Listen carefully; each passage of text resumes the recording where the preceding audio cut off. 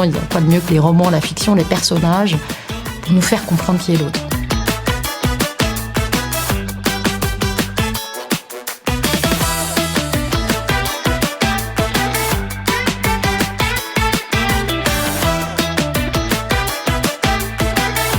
Ça me rassure aussi d'avoir mes livres avec moi. C'est un peu des compagnons et des amis, en fait, depuis tout ce temps, les personnages qui sont dedans. Donc c'est comme de n'être jamais seul.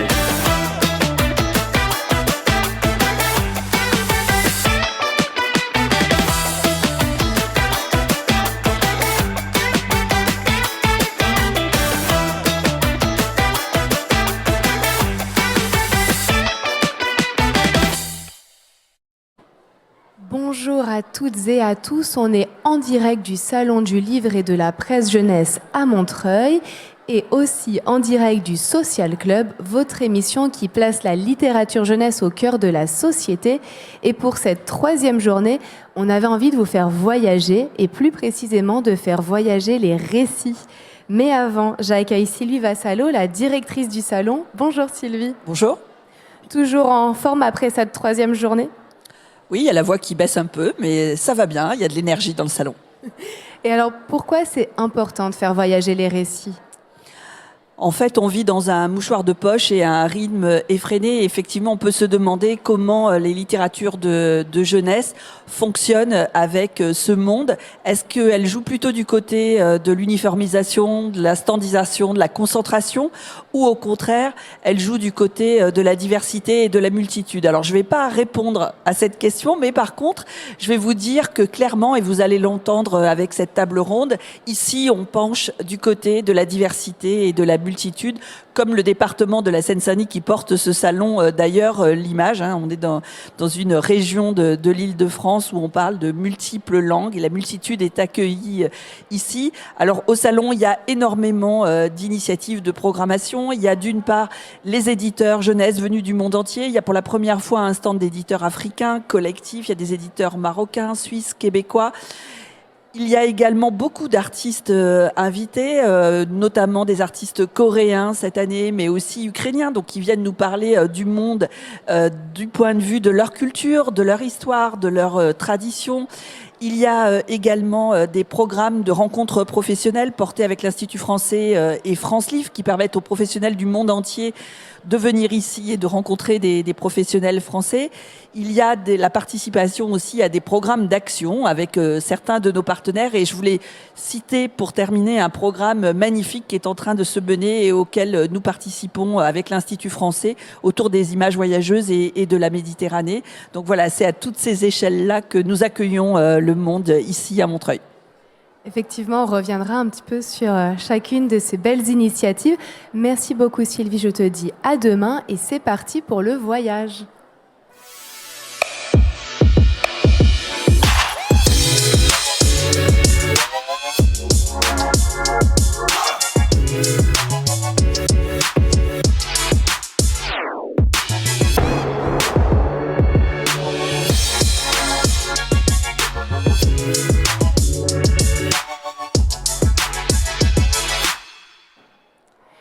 Comment les livres voyagent-ils? Est-ce qu'ils prennent la route comme nous ou parfois peuvent-ils être arrêtés aux frontières? Le 21 novembre dernier, l'autrice italienne de BD Elena Ministrello a été arrêtée à l'aéroport de Toulouse alors qu'elle se rendait à un festival de bande dessinée. Une drôle de façon de faire voyager les récits, mais une bonne occasion pour nous de réfléchir à comment les faire circuler. Avec moi, autour de la table, Rania Stéphan, vous êtes libraire, mais vous menez aussi de multiples actions culturelles au Liban. On pourra y revenir. Bonjour. Bonjour Pauline. Ilaria Tondardini, vous êtes professeure à l'Académie des Beaux-Arts de Bologne et membre de l'association culturelle Ameline. Bonjour. Bonjour. Et de l'autre côté de la table, j'ai Ludovic Guillot. Vous êtes de façon très récente, on pourra aussi en reparler, le directeur de la création artistique et des contenus industriels des industries culturelles à l'Institut français. Bonjour. Exactement, Pauline, bonjour. Et enfin, vous nous venez de loin, Yousso, puisque vous êtes le fondateur de la maison Gandal en Guinée. Bonjour. Bonjour, Pauline. Le voyage était bon ? Oui, ça va, ça s'est très bien passé, merci. Super, merci beaucoup à tous les quatre d'être autour de la table. Je commence avec vous.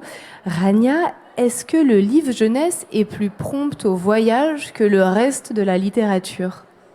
Je pense qu'il est essentiel et de la mission de nous, libraires, éditeurs, de faire voyager le livre jeunesse parce que finalement, le livre jeunesse est le point de départ pour faire voyager toutes sortes de littérature. Hilaria, vous montez de nombreux projets européens et internationaux. Je pense notamment à l'Œil du Monde. Est-ce que vous pouvez nous en dire un peu plus ? Oui, alors on a la chance parce qu'on est une association qui est née à Bologne. Et Bologne, comme tout le monde sait, c'est en fait là où il y a la plus grande foire professionnelle dédiée à la littérature jeunesse.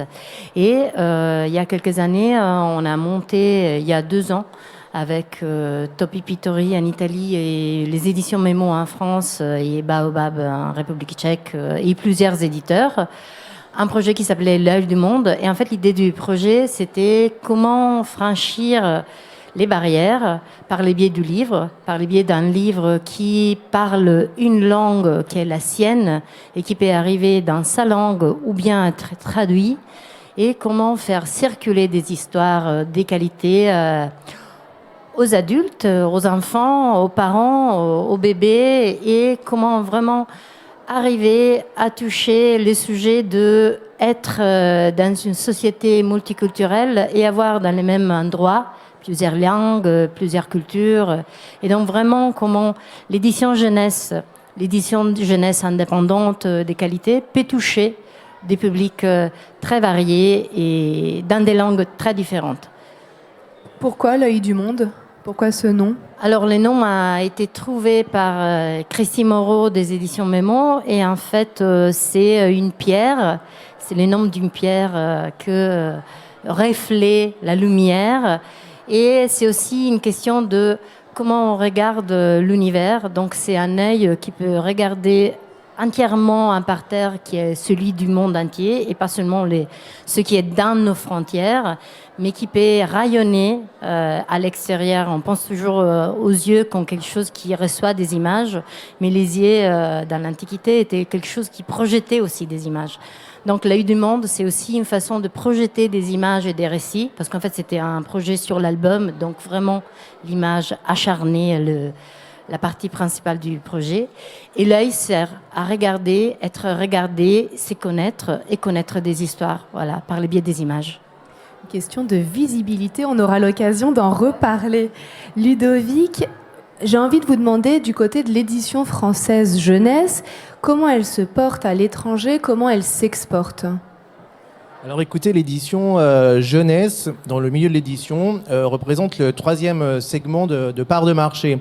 Elle se porte bien, beaucoup de créations, plus de 15 000 par an, multi-récompensées dans plein de pays. Donc elle est regardée, elle est admirée, elle est enviée. Après, sur la circulation, il y a effectivement des freins, on a des moyens de les contourner, mais quand même, c'est vrai que le livre jeunesse, il coûte cher, par définition. Il est coloré, il est illustré, il a une mise en page particulière, donc déjà la production coûte cher. Donc c'est vrai que pour l'exporter, c'est un vrai sujet. Qui vient parfois s'ajouter à un sujet de distribution. Dans tous les pays du monde, il n'y a pas des réseaux de librairies suffisamment importants, suffisamment armés et économiquement aussi un peu en difficulté. Donc c'est difficile de les toucher. Voilà. Face à ces freins, on a des outils et on a des solutions, notamment à l'Institut français. On a des programmes sur lesquels je vais peut-être revenir tout à l'heure. Alors, vous, à Lyon, vous avez fondé Gandal il y a plus de 30 ans, c'est ça ? Et c'était, il me semble, pour pallier, entre autres, à une pénurie d'ouvrages dans votre pays, mais aussi dans d'autres pays frontaliers. Qu'est-ce qu'il en est aujourd'hui ? Oui, c'est vrai que moi, de mon background d'enseignant, de par ma formation initiale, effectivement, quand je créais Gandal il y a 33 ans exactement, je partais plus du constat que je constatais dans les écoles de Guinée, les écoles primaires, les écoles secondaires, Il y avait à l'époque un tel vide en matériel pédagogique, en matériel d'enseignement, surtout les matériels didactiques imprimés, que je me suis dit que peut-être il y a une voix qui me portait pour dire pourquoi pas essayer quelque chose. Et heureusement que j'ai rencontré des personnes de l'étranger qui avaient la même vision que moi. Et c'est de là qu'est parti Gandal. Mais si vous voulez, sur le fond, moi je me suis dit que travailler sur l'avenir, c'est quelque chose d'important. Gandal a débuté en tant qu'éditeur scolaire, mais au fil une dizaine d'années après, nous avons commencé à faire de la littérature de jeunesse. Pourquoi ? Vous savez, la population africaine est essentiellement jeune. Et nous, travailler sur la jeunesse donc, est un impératif, surtout quand on est un opérateur culturel, que je pourrais dire, comme une maison d'édition dans nos pays, où l'écosystème du livre, les contextes de lecture, de circulation du livre, je suis sûr qu'on va en reparler de ça, de visibilité des productions littéraires, c'est un problème qui perdure, mais qu'à cela ne tienne. Il y a des initiatives qui ont été prises tout au long de ce temps, et nous continuons à focaliser sur le développement du livre de jeunesse pour être sûr que nous contribuons à notre manière à créer une société de lecteurs en Afrique, notamment en commençant par mon pays, la Guinée, parce que je suis là, mais aussi en travaillant avec tous les autres éditeurs francophones de livres de jeunesse. Et c'est pour ça que Gandal, on est dans une vision de coédition qui a été assez développée, et pour casser toutes ces barrières, être sûr que le même livre qui enrichit le catalogue de Gandal enrichit le catalogue d'un éditeur du Togo, du Bénin, du Sénégal, du Mali. On en a fait des collections. Donc pour parler de ce que vous appelez aussi tout le travail que nous faisons sur l'espace ouest africain et de façon spécifique, mais de l'Afrique francophone au sud du Sahara de façon générale, c'est un peu ça. C'est de la collaboration, c'est de la mutualisation et c'est un dialogue permanent entre les professionnels du livre de jeunesse. Pas de frontières pour les livres. Rania, pour faire circuler les récits, il faut aussi connaître les auteurs et les illustrateurs étrangers. Et justement, cette année, c'est la première édition, il me semble, des Images voyageuses. Est-ce que vous pouvez nous en dire un peu plus sur ce projet, d'où il vient et ce qu'il en est aujourd'hui ? En fait, le projet vient de l'Institut français. Nous, ce qu'on a fait, c'est coopérer à ce projet parce que ce qui se passe, c'est que autant il est très facile d'accéder à toute la littérature de ce qu'on appelle les pays du Nord. Donc, on arrive à voir quelles sont les éditions faites en France, en Suisse, au Canada ou partout. C'est beaucoup plus complexe de connaître tout ce qui est produit dans des pays du Sud. Donc, nous, le projet portait sur les pays, l'Algérie, Maroc, Tunisie, puis se sont rajoutés le Liban et l'Égypte. Donc, le principe, c'est de faire connaître la création de ces pays-là, de la porter vers les pays du Nord. Donc, sur le projet sur lequel nous avons travaillé avec le Salon du livre jeunesse de Montreuil, c'est de faire connaître les illustrateurs jeunesse de ces pays-là. Ils ont travaillé sur un projet, ils ont fait des pitchs et ensuite ils ont été invités au salon pour travailler sur un projet qui va aboutir après à une exposition qui aura lieu avec le début de la saison méditerranéenne. Donc, en fait, d'une certaine manière, on pourrait dire que pour faire tomber ces frontières, il faudrait une sorte de banque de visibilité d'images internationales ? Absolument. Et il n'y a pas une vraie visibilité, il y a une frontière invisible il n'y a pas de base dans laquelle on peut aller voir quelle est la production de ces pays-là, comment connaître les illustrateurs, comment connaître les auteurs. Donc, ce à quoi travaille l'Institut, ça fait plusieurs années déjà, c'est de casser ces frontières-là et de faire rencontrer sur toute la chaîne du livre, parce que on commence d'abord par les illustrateurs et les auteurs, mais après il faut passer aux éditeurs, après le problème majeur qui est aussi le transport, parce que là, c'est encore très complexe de faire parvenir des livres. Donc, voilà, dans chaque pays, il y a ces ces entreprises qui essayent, grâce à l'Institut et grâce à une action collective, de promouvoir l'édition locale. Et d'ailleurs, je me demandais, Hilaria, pour vous, c'est quoi, dans cette question de circulation, les ingrédients essentiels pour qu'un livre puisse circuler? Qu'est-ce que c'est basique? C'est une question à laquelle j'imagine chaque éditeur, éditrice, libraire voudrait répondre. Mais je ne sais pas s'il y a des ingrédients précis. Mais on imagine qu'il y a toujours des auteurs ou des autrices qui créent un projet nouveau, un projet qui a comme but aller quelque part avec un récit. Et donc, ça pourrait être vraiment la clé, je pense, ça serait le fait de vouloir aller quelque part. C'est pas un ingrédient précis, j'imagine, mais c'est la volonté de communiquer, de dire, pas des thèmes, pas des raisons, mais vraiment des histoires. On a remarqué que les histoires passent, tandis que les thèmes ou, disons, les livres qui sont faits pour, exprès, restent là où ils sont. Donc c'est vraiment alimenter, je pense que c'est quelque chose qui touche beaucoup les créateurs des images et des histoires, alimenter des histoires qui peuvent circuler.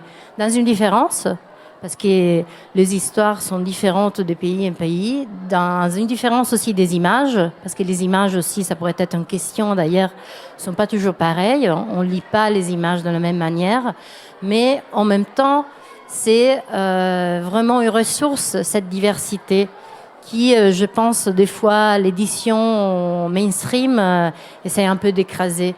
Donc c'est comme notre collègue parlait d'écosystème. C'est cet écosystème et cette diversité, je pense, qui garantissent la possibilité de circuler et de se faire lire par une chaîne qui a des parents, des bibliothécaires, des libraires, des éditeurs et des enfants à la fin ou des ados.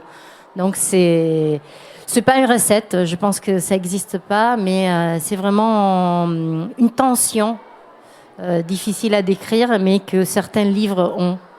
Ouais, d'ailleurs, sur cette question des images qui peuvent parfois voyager ou non, je pense notamment à Aliou, à certains récits occidentaux qui sont arrivés en masse dans certains pays francophones et en fait qui étaient un peu à côté de la plaque par leurs récits, par leurs images. Oui, bien sûr. Et je pense que ça, c'est une conséquence liée surtout à la notion de don de livre. Par rapport à laquelle on a beaucoup de réticences. Parce que autant où les éditeurs africains font énormément d'efforts pour produire des livres et essayer de les rendre disponibles au public, autant vous avez des gens qui sont, surtout dans les pays du Nord, ça peut être tout aussi bien de la diaspora africaine que des citoyens de ces pays, qui continuent à dire que non, il n'y a pas de livre en Afrique, ce qui n'est pas vrai. Alors, le contre-coup de ça, il y a des personnes qui, la plupart du temps, je peux dire de bonne foi, pensent qu'il faut collecter tous les invendus de tous les grands éditeurs, les mettre dans des containers, envoyer en Guinée, au Sénégal, au Togo et autres. Des livres qui n'ont rien à voir avec l'environnement des enfants ou des adultes qui sont supposés les lire et qui décrivent des environnements, la neige, le ci, le ça, etc. C'est ça le problème. C'est pour ça que nous disons que tous ceux qui, sur le plan politique, au plan stratégique, au plan financier, pensent qu'ils veulent aider sur des livres, achetez d'abord les livres africains produits par les éditeurs africains qui s'adressent aux enfants de ces pays, écrits par des auteurs et même par des auteurs français. Autrement, je peux vous citer. Vous voyez des cas comme ça. Yves Pingili, paix à son âme maintenant, mais il a publié 6 livres, 6 albums de jeunesse aux éditions Gandal. Et il travaille avec des auteurs ou des auditrices ou des autrices de Guinée. et d'autres pays de Centrafrique. Mais ça veut dire que son imaginaire à lui d'occidental, il peut le faire atterrir sur le contexte africain, parler le langage et les réalités de ces enfants africains, parce qu'il travaille aussi avec nous, les éditeurs, d'autres auteurs, etc. Donc, si vous voulez, moi je dis, quiconque veut envoyer des livres, vous êtes libre d'envoyer.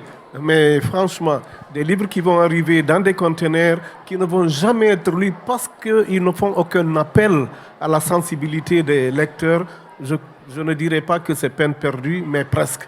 Alors qu'il y a des livres dans ces pays-là. Achetez ces livres, donnez ces livres aux lecteurs de ces pays. C'est ce que je dis partout. Il n'y a pas de frontières, je suis d'accord. Mais il faut de la sélectivité. Ça, c'est le minimum. Oui, effectivement, de la neige au Mali, ça paraît un petit peu à côté de la plaque. On part en Asie avec vous, Ludovic, puisque avant de poser vos valises à Paris, vous étiez en Corée du Sud. Vous y avez passé 4 ans où vous étiez directeur de l'Institut français en Corée du Sud. Et justement, c'est un pays où les échanges, j'ai l'impression, ces dernières années sont pas mal intensifiés. Comment est-ce que vous l'expliquez ? Alors effectivement, je vous confirme, il y a eu un engouement pour la Corée, qui n'est pas seulement français, qui est mondial, donc très très intéressant à observer. Moi, ma mission là-bas, bien sûr, c'était de faire rayonner la culture française en Corée. Donc, pour commencer peut-être dans ce sens-là, et notamment sur les sujets qui nous occupent aujourd'hui en termes de littérature, par exemple, j'ai mis en place un concours coréen, le choix Goncourt des Coréens, ce qui m'a permis de mettre, alors c'était pour des Coréens qui parlaient déjà bien français, et on leur a organisé voilà, un Goncourt à eux. Ils ont eu le choix entre la sélection de 4 livres, ils ont choisi celui de Bougarsar. Mohamed Bougarsar est venu en Corée pour remettre un prix, voilà. Donc à travers la littérature, on a mis dans nos filets, si j'ose dire, tous ces Coréens qui apprenaient la langue française, et on les a voilà, fidélisés, on les a honorés, on les a primés également. Donc voilà, sur la littérature, il y avait beaucoup de choses à faire avec les Coréens. Pour les plus jeunes, alors c'est assez contre-intuitif, c'est pour ça que je me permets de le dire, la Corée, c'est un des pays où le taux de natalité est le plus faible au monde. Et pourtant, la littérature jeunesse, et notamment française, marche très très bien. Le poids de l'éducation est très présent en Corée, et l'éducation passe par la lecture, la littérature. Et la France, comme je le disais tout à l'heure, est tout à fait associée à cette créativité, à ces beaux livres pour les jeunes. Donc ils n'hésitent pas à acheter et à traduire. C'est vrai qu'ils y mettent les moyens.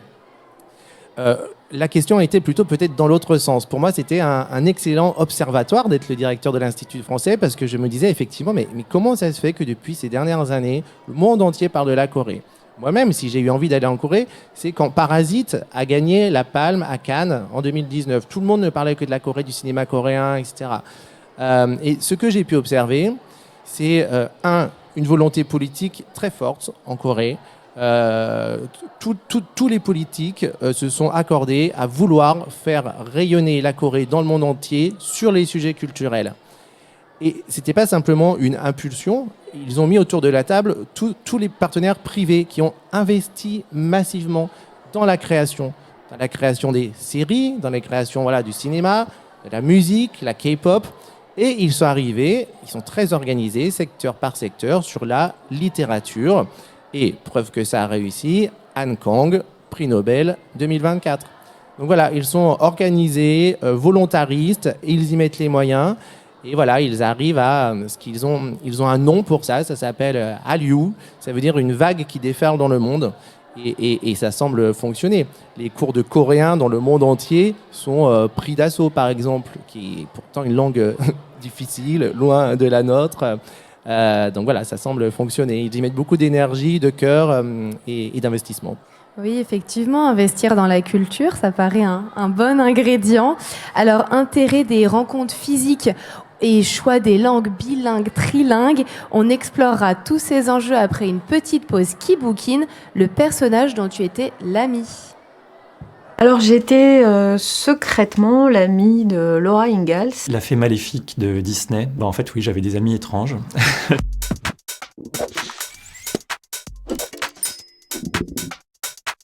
J'aimais beaucoup cette série parce qu'on y travaillait tout le temps. Il y avait tout le temps des choses à faire, il y avait tout le temps des choses à construire, des choses à conquérir. Alors Dinomir, c'est mon personnage préféré de la vie, je pense.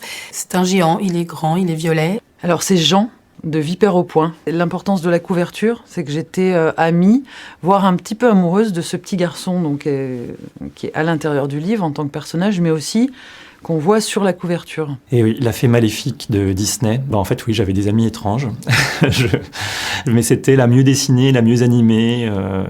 Et puis, elle avait une voix française incroyable. Elle lançait même des sortilèges en alexandrin dans la version française, qui est quand même trop la classe. Il est accompagné d'un petit garçon. Moi, j'aurais trop aimé être à la place du petit garçon, quoi. Il ouvre son parapluie, la pluie tombe dedans, ça fait une piscine pour tout le monde. Enfin, il y a une simplicité d'adresse au lecteur que j'aime beaucoup dans ces livres-là. J'aimais bien cette représentation d'un monde où tout commence, où on commence et on construit. Les gnomes, c'est clair. C'est un livre qui, je sais pas combien de fois je l'ai lu. C'est un faux documentaire, donc c'est plein de détails et de merveilleux détails sur la vie des gnomes. Comment font-ils leur maison ? Quelles essences d'arbres utilisent-ils pour fabriquer leur plancher ? Et je m'imaginais des histoires où je venais le sauver, où j'élaborais des plans pour le libérer de sa mère folcoche, et voilà. Il y avait des Indiens, il y avait du blizzard, il y avait des moments de solitude, il y avait la nature qui était très présente, les animaux. Donc j'ai passé des heures délicieuses dans ces livres. Et ensuite, en se promenant avec mes frères, on cherchait dans quelle souche d'arbre probablement il y avait eu une maison de gnomes. Là, bien sûr, elle y est plus, parce que probablement les gnomes sont partis. Mais avant, il y en avait une, c'est sûr.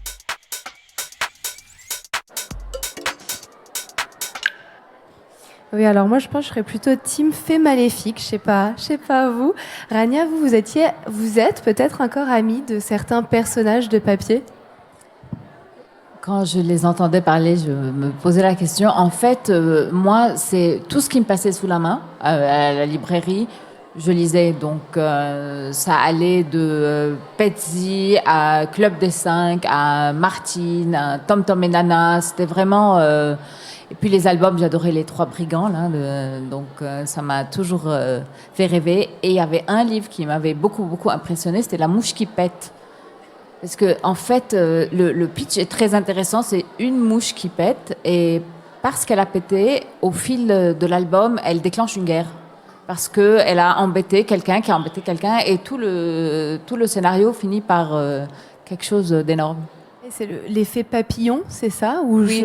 Oui, mais donc ça s'appelle l'album s'appelait La mouche qui pète. L'effet La mouche qui pète, tout simplement. On a vu, il me semble, Lucie Félix aussi. Hilaria, vous avez fait un projet avec elle justement où on montre comment la lecture peut aussi ouvrir au monde. Oui, on a fait en fait un projet qui était financé par le Centre du livre italien. Et le projet s'appelait un livre de Lucie Félix, Prendre et donner. En italien, c'était plutôt Prendre et découvrir. Et en fait, l'idée du projet, c'était de travailler sur les livres-jeux, donc le terrain dont Lucie est maîtresse, vraiment. Et on pensait, en fait, le but du projet, c'était de voir comment on peut lire avant de lire. C'est-à-dire que tout ce qui est du domaine du corps, de la découverte, la lecture, pour des biais qui ne sont pas celles de la connaissance intellectuelle, mais de la connaissance du corps, comme une façon pour vraiment trouver un terrain commun entre enfants, parents, les adultes, les langues différentes. Et donc là, on avait impliqué Lucie sur un travail déjà sur cette idée de comment on lit avant de découvrir la lecture des mots et bien aussi avant de découvrir la lecture des images. Et avec elle, on lui avait proposé de projeter un objet qui pouvait être offert comme cadeau aux familles qui participaient au projet. C'était un projet national sur des territoires différents. Et elle a sorti cette idée d'un Leporello sur lesquels elle pensait de travailler des expressions. Et nous, avec les bibliothèques impliquées dans les projets, on a recueilli les expressions que les parents, les mamans, les papas, babysitting, n'importe qui est tous les jours avec les enfants utilisent pour les appeler. Donc ce sont des mots de confiance, des mots personnels, des mots qui décrivent un moment. Et on les a listés dans toutes les langues dans lesquelles elles étaient prononcées par les adultes. Et Lucie est partie faire un choix en créant des images qui sont des images encore pré-imagières, c'est-à-dire que ce sont des images faites en pâte à modeler, photographiées, donc qui portent l'empreinte du corps et qui racontent cette expression qu'on utilise pour appeler les bébés. Donc en fait, le nom, c'est lié aux boulettes, parce qu'en Italie, on dit polpetta des fois, voilà, pour appeler des enfants. Et en même temps, elle a joué avec cette pâte à modeler et elle a décidé que les expressions, c'était un bout de narration pour raconter des histoires. Et donc, les leporello, comme vous savez, les leporello ont deux faces. Une face, c'est pour appeler les enfants avec des images et des mots. Et l'autre, c'est pour une petite histoire. Un bout d'histoire qui est fait avec de la pâte à modeler qui se touche dans deux couleurs, un peu inspiré à Leo Lionni et son petit bleu, petit jaune. Et en fait, ça a été hyper intéressant parce que c'était un livre objet, donc comme le sujet du projet, qui pouvait être lu, mangé par les enfants, joué parents-enfants, joué entre enfants, mais aussi un objet qui pourrait être dans des familles qui découvrent la lecture pour la première fois avec leurs enfants, parce que c'est pas forcé que tout le monde ait un livre dans la maison. Donc c'était ça les buts de travail avec Lucie. À Liu, comment on dit en Guinée des petits-enfants? On les appelle aussi les polpettes. Est-ce qu'il y a un petit mot pour dire ça? Les petits-enfants, bon, ça dépend. Hein. Vous savez, la Guinée, c'est un ensemble d'ethnies. Vous avez 22 langues qu'on dirait vernaculaires. 22. Mais vous avez quand même 4-5 principales langues. Alors, ce qui fait que, moi, par exemple, en Peul, on dirait paikoi. Paikoi, ça veut dire tous les enfants. C'est un nom générique de ce point de vue-là. J'utilisais cette excuse pour une transition sur un ouvrage que vous êtes en train de publier où on n'est même plus sur du bilingue mais du trilingue, avec cette idée effectivement d'avoir plein de langages pour s'adresser à plein d'enfants différents. Oui, tout à fait. Je vais partir des ouvrages bilingues. Déjà, nous avons toute une série ici, Contes et légendes de Guinée. Alors ici, c'est les contes du Fouta Djallon. Donc ça, c'est du français. Et le poulard ici, vous le retournez, vous avez les mêmes contes dans leur version originale, enfin traduite en français. Alors ce qui se passe maintenant, pour en revenir à l'ouvrage sur lequel nous travaillons actuellement avec l'association qui s'appelle Initiative pour les grands fleuves et la sauvegarde des grands fleuves, donc qui est une association reliée à l'académicien Éric Orsena. Et donc, il y a un texte qu'eux ont produit et qu'ils ont souhaité que Gandal, aussi de notre expérience de travail sur le bilinguisme, le multilinguisme, qu'on puisse publier un album de sensibilisation et d'information des jeunes élèves sur la nécessité de la protection et de la préservation des sources des grands fleuves africains. Vous savez, comme on dit, le Fouta Djallon, qui est une région du centre de la Guinée, on l'appelle le château d'eau de l'Afrique parce que la plupart des grands fleuves d'Afrique de l'Ouest prennent leurs sources dans cette région. Et alors, le texte titré L'esprit du fleuve, donc, qui a été transmis par Éric Orsena, nous allons en faire un ouvrage trilingue. Alors, vous aurez le français, bien évidemment, parce que c'est la langue d'enseignement sur toutes les parties des pays que traverse le fleuve Sénégal. Mais vous aurez aussi le poulard, le peul, comme on dit aussi. La région de Mamou, en Guinée, dans laquelle prend source le fleuve Sénégal, c'est la langue peul qui est la langue vernaculaire, si je puis dire, qui est utilisée là, mais pas que. Parce que vous avez des peuls aussi au Sénégal, en Mauritanie, en Gambie, sur tout le parcours du fleuve. Et la troisième langue, c'est le Wolof. Parce que le fleuve, vu qu'il fait des contournements, hein, il passe même en Gambie, où on parle Wolof, au Sénégal, évidemment, jusqu'à l'embouchure du côté de la Mauritanie. Donc c'est pour ça que nous avons choisi ces 3 langues. Donc vous avez le français, le poulard, le peul si vous voulez, et le Wolof. Et ça, on est très très avancé. Et on espère donc que ce livre sortira très très bientôt. Et d'ailleurs, grâce aussi à un appui de l'Institut français qui s'est bien manifesté à travers le projet Ressources éducatives. Et donc, Eric Orsena va venir en Guinée et nous allons faire le lancement et la promotion de ce livre que nous allons distribuer ensuite sur toutes les écoles qui sont limitrophes du parcours du fleuve Sénégal, donc de la Guinée jusqu'à Mauritanie. Un livre qui prend le chemin d'un fleuve. Alors, on est ici à la télé du salon au premier étage. Il y a un second où se déroule en ce moment le Focus BD.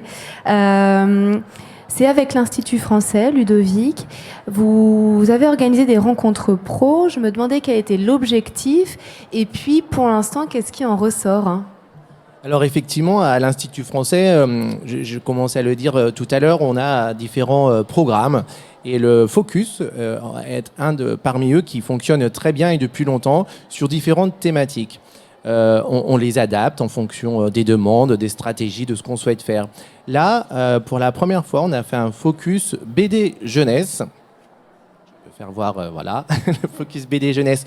Donc, concomitant, ça aussi c'était une première, avec Images voyageuses dont Rania parlait. Donc, en fait, on a vraiment 2 programmes qui se tiennent au même moment. Mais pourquoi ? Parce que c'est la richesse de ce salon. En fait, c'est une manifestation comme celle-là. Le monde entier a envie d'y être pour partager, pour réfléchir ensemble, peut-être pour co-créer, etc. Pour revenir sur le Focus BD Jeunesse, l'idée, on a fait venir 12 éditrices et éditeurs du monde entier. Ils viennent du Vietnam, de Taïwan, d'Allemagne, de Hongrie, pour en fait repérer, mieux connaître l'écosystème français, voir ce qui pourrait être possible de faire entre tous ces pays et la France. L'Institut français, dans son ADN, c'est bien sûr le rayonnement culturel de la France, mais c'est aussi le dialogue des cultures. Donc nous, ce qui nous plaît beaucoup, c'est d'avoir des gens du monde entier qui parlent la même langue, dans le sens, ils sont dans le même secteur d'activité culturelle. Et donc là, rassembler le pourtour méditerranéen avec Images voyageuses et d'autres professionnels de l'édition du monde entier pendant une semaine à Paris. Voilà, là on est au cœur de ce que fait l'Institut français, grâce à ses tutelles, ministère de la Culture et ministère des Affaires étrangères, bien sûr. C'est-à-dire, voilà, faire rencontrer le monde entier, discuter, réfléchir ensemble, co-créer. Faire rencontrer le monde entier. On a aussi l'espace Afrique, qui est juste à côté d'ici, en fait. C'était pourquoi on s'est lancé dans ce type d'initiative. Qu'est-ce qui se passe pour l'instant ? Comment ça se passe, les rencontres avec les jeunes lecteurs ? Alors, pour juste un peu retracer un petit historique de la création de cet espace Afrique, qui est à sa première édition au niveau de ce salon du livre de jeunesse de Montreuil. En fait, moi, je suis Gandal et aussi l'organisateur du Salon international du livre de jeunesse de Conakry. Donc, qui organise à tous les ans des rencontres d'éditeurs aussi bien d'Afrique francophone, quelquefois d'anglophones, et d'éditeurs de France, du Québec, etc. Et alors, moi, j'aime toujours partir des constats. Le fait que nous savons que nos livres sont très peu disponibles en France, en particulier, je ne parle pas de la Belgique ou de la Suisse, les autres pays francophones d'Europe, et que de l'autre côté, nous avons de fortes diasporas aujourd'hui avec des afro-descendants donc, qui viennent avec une culture d'origine et dont les enfants sont nés en France, qui grandissent ici et assez souvent qui ont très peu de contact avec leur culture d'origine. Alors, moi je me suis dit, pourquoi pas que le salon de Conakry jeunesse discute avec le salon de Montreuil. Montreuil qui est symboliquement l'une des plus grandes villes, je veux dire, africaines de France, vu la grande population immigrée qui vit dans Montreuil et dans la région Seine-Saint-Denis de façon générale. Donc, ce qui fait que moi, j'ai engagé ce dialogue avec la direction du salon de Montreuil. Et heureusement que nous sommes arrivés à un point de consensus pour dire pourquoi pas essayer de faire en sorte que, à partir de cette année, que nous ayons un espace spécifique labellisé Afrique et où les personnes et les enseignants aussi, les bibliothécaires et tout, qui veulent voir de la production littéraire africaine, qui peut aller dans des écoles, dans des bibliothèques, qu'ils puissent les trouver là. Et donc, c'est ce qui fait que nous avons coopté certains de nos collègues de Côte d'Ivoire, les classiques ivoiriens, du Bénin BD, du Cameroun, les éditions Akomamba, donc qui accompagnent les éditions Gandal sur cette première expérience.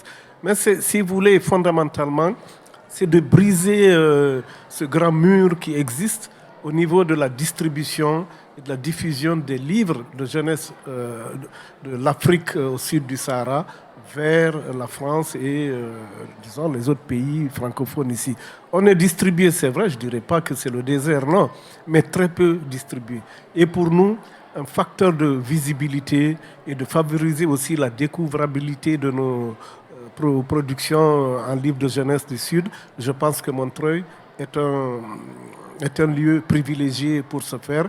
Et c'est pour ça qu'il nous fallait démarrer cet espace Afrique. Et je suis content que ça le soit. Ah bah oui, on l'espère tous et toutes. C'est pour ça qu'on est là. Mais alors justement, sur cette circulation sans standardisation des récits, vous, Rania, vous avez fait le parti pris d'adapter d'autres histoires à votre histoire avec un grand H, avec des récits qui s'adaptent aux époques et aux gens qui les touchent. En fait, nous avons pris les droits pour traduire le livre L'Ennemi. Voilà, nous l'avons édité en langue française, mais à un prix Liban, parce qu'après la crise, les enfants n'avaient plus accès à de la littérature française facilement. Donc, il y a eu un projet qui a été fait avec l'Institut français pour pouvoir publier des livres à un prix très abordable au Liban, moitié prix France. Et puis, nous l'avons édité aussi donc en langue arabe, et il a été lancé dans ce que nous avions fait, qui était le premier pavillon francophone dans le salon du livre de Riyad, dans lequel il y avait 1300 éditions qui étaient représentées, mais pas d'éditions francophones. Donc nous avons fait ce lancement, puis nous avons présenté le livre dans les écoles au Liban, et il y a une école en particulier qui a été très touchée par l'histoire parce que L'Ennemi traite de l'absurdité de la guerre. Et donc à l'occasion du mois de la francophonie et de la visite de Serge Bloch au Liban, alors que le livre normalement s'adresse à des enfants qui ont entre 8 et 10 ans, cette école, donc, qui s'appelle 5 heures Ain Najm, a décidé de donner le livre à des élèves de seconde qui ont pris pour base le livre et qui ont introduit leurs expériences de la guerre parce que malheureusement, ils ont vécu une guerre très intense et ils ont adapté le livre L'Ennemi en y intégrant leur expérience. Et je peux vous dire que Serge Bloch et tous les gens présents étaient tellement touchés et émus. Serge disait qu'il n'aurait jamais imaginé qu'un livre qui parlait de la guerre de 14 allait être une base pour une pièce de théâtre qui se faisait avec des enfants qui ont vécu la guerre. Et donc, ce qui était très intéressant, c'est de voir comment un livre peut être la base de la circulation, de la culture et une adaptation de l'art sous toutes ses formes. Ouais, on retombe quelque part sur nos pieds, sur ce qu'on disait au tout début, sur en fait comment faire un livre qui circule bien. Bah là, je pense qu'on en a un chouette exemple. C'est déjà la fin de la table ronde. C'est passé extrêmement vite. Merci beaucoup à tous les quatre d'avoir été parmi nous. Je rappelle un petit peu quelles sont vos actus. Hilaria, la prochaine date, c'est Bologne. Est-ce qu'on peut avoir 2-3 petites exclus sur la programmation ? Alors, comme tous les années, en fait, sur la foire, il y aura plein de choses, mais nous, on s'occupe du programme en ville, donc qui s'appelle Boom Crescere nei Libri. C'est un programme d'expo et d'initiative. Donc, cette année, On aura pas mal de choses sur le nord d'Europe, parce que le pays invité, c'est la Norvège, mais aussi parce qu'il y a des auteurs et des autrices qui vont être là. Et on aura pas mal d'auteurs français qui seront mis en valeur, je ne peux pas dire plus encore, avec des expos. Et on aura surtout beaucoup d'écoles dans les programmes Boom à Scuola vont rencontrer des auteurs de tout le monde, donc pour faire circuler les récits, comme on disait avant. Suspense encore un petit peu. Oui, alors. bien sûr. Aliou, pour vous rencontrer, je le répète, c'est l'Espace Afrique qui est au +1 du Salon de Montreuil, juste à côté de la télé. Et puis pour la publication d'Éric Orsena sur les grands fleuves, on est en janvier, c'est bien ça ? Exactement. Et je vais compléter la perspective pour dire que en novembre 2026, nous allons célébrer le 10e anniversaire, enfin les 10 ans, je veux dire, du Salon international du livre de jeunesse de Conakry. Et l'activité phare que nous ciblons, c'est d'organiser une espèce d'états généraux sur le livre et la lecture jeunesse en Afrique francophone. Ça va être un atelier de 4 jours, multi-acteurs, et nous pensons capitaliser tout ce qu'on a fait sur le livre, qu'il soit le livre en français, puisque de toutes les façons, nous publions au moins 82 à 85% de nos publications sont en langue française. Donc c'est du livre en langue française, mais aussi nos livres dans les langues africaines et nos livres en bilingue ou en trilingue, donc incluant l'ouvrage avec Éric Orsena. Donc rendez-vous au Guinée pour ceux qui aiment voyager. Merci. Rania, on le rappelle, il y a Livre des deux rives avec les images voyageuses et puis voilà, découvrir les illustrateurs. Tout à fait. Il y a ceci qui est en train de se passer maintenant et puis il y a toujours plein de projets que nous sommes en permanence en train de faire dans la région Moyen-Orient parce que le français est quand même essentiel là-bas. Et enfin, on sort un petit peu des livres, mais pourquoi pas ? Parce que peut-être que les livres, on en a un peu raillé la casquette avec tous ces livres. Non, c'est pas vrai, on adore. Ludovic, il y a cette magnifique exposition « Ce qui se trame, histoire tissée entre l'Inde et la France » qui débute le 4 septembre et qui se situera dans un endroit que je ne connaissais pas du tout. C'est au Mobilier National, effectivement. L'Institut français et le Mobilier National organisent cette grande exposition qui met en avant les métiers d'art et les liens entre l'Inde et la France. Donc jeudi et vendredi, ce sera plutôt des rencontres professionnelles. Un peu finalement ce qui est en train de se passer ici avec les éditeurs, les artistes, mais ce sera avec des plutôt professionnels du métier d'art entre l'Inde et la France. Et samedi et dimanche, effectivement, j'invite tout le monde, c'est gratuit, au Gobelin, au Mobilier National, pour venir profiter de cette exposition. Et quand même, pour faire le lien avec le livre, je tiens à dire qu'il y aura une présentation, une dédicace d'un livre samedi prochain, qui est Broderie, anthologie curieuse d'Audrey Demar, aux éditions La Martinière, qui dresse le portrait de 50 professionnels des métiers d'art du monde entier. Voilà, pour les téléspectateurs lecteurs, ils y trouveront aussi leur compte. Merci beaucoup à tous les 4. Et moi, je vous dis à demain pour une nouvelle émission qui sera autour de dépoussiérer les classiques. À demain. Merci.